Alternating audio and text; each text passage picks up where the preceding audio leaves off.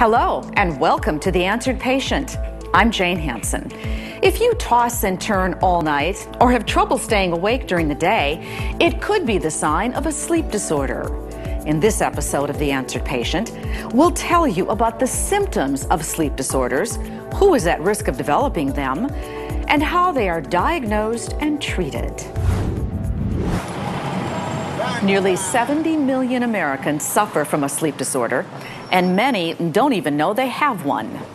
Insufficient sleep is a chronic epidemic for the United States. People who are not getting enough hours of sleep voluntarily because of lifestyles that are too busy and trying to cram too many things in and sacrificing the hours of sleep in the balance. Research shows that getting enough sleep is vital for both physical and mental health. During sleep, our bodies go through a sequence of events known as the 5 stages of sleep. Stages 1 through 4 are called non-rapid eye movement, or non-REM sleep. Stage 5, the REM stage, produces increased brain activity and is when most dreaming occurs. These stages typically cycle several times throughout the night and are necessary to help restore our body's energy. You need to know that sleep is a dynamic process. You don't go to sleep and your brain just kind of rests and you're done.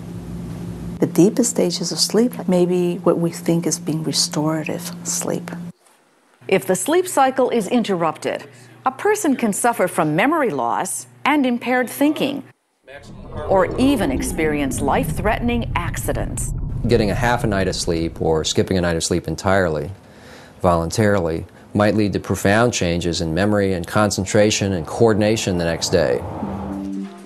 Fatigue and exhaustion can also cause other medical conditions, such as heart disease, obesity, and depression.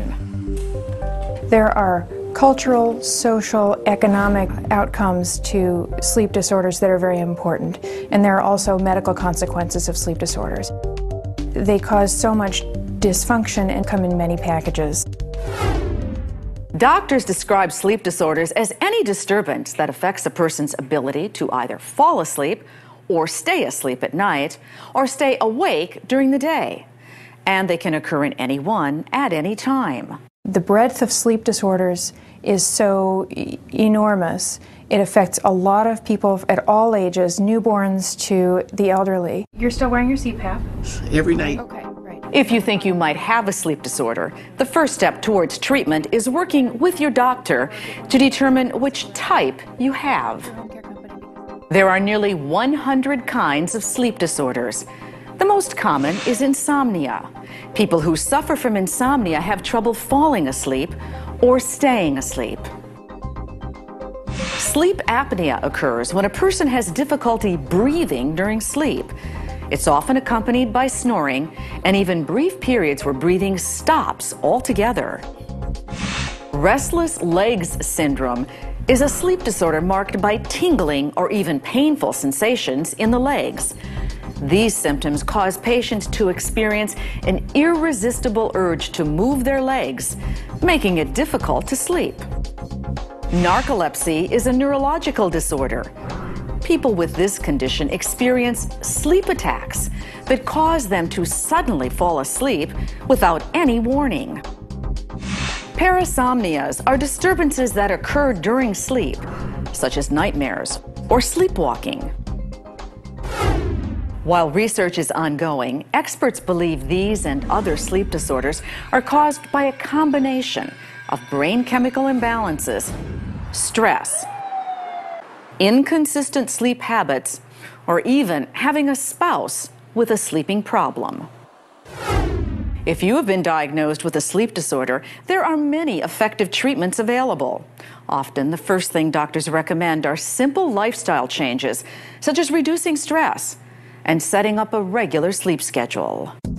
Good sleep hygiene is really important to start with, and that means going to bed when you're sleepy, but not a whole lot earlier than that.